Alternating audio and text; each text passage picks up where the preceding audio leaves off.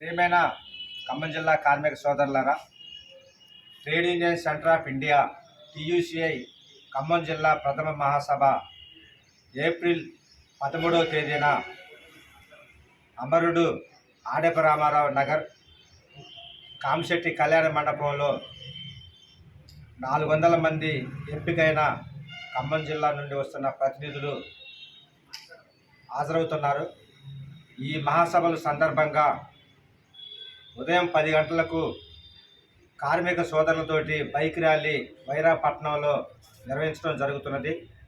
ఈ మహాసభలో టీయూసీఐ తెలంగాణ రాష్ట్ర ప్రధాన కార్యదర్శి కె సూర్యం గారు ప్రారంభోపన్యాసం చేస్తారు.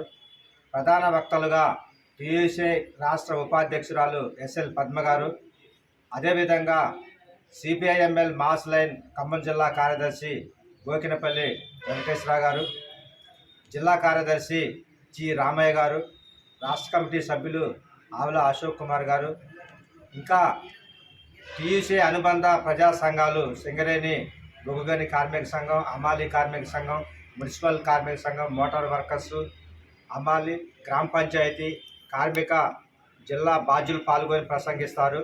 కనుక ఈ మహాసభలని వైరాపట్నంలో ఉన్నటువంటి నియోజకవర్గంలో ఉన్నటువంటి కార్మిక సోదరులు జయప్రదం చేయాలని, మహాసభల విజయవంతానికి సహకరించాలని మేము ఈ మహాసభల ఆహ్వాన సంఘం తరపున విజ్ఞప్తి చేస్తున్నాం.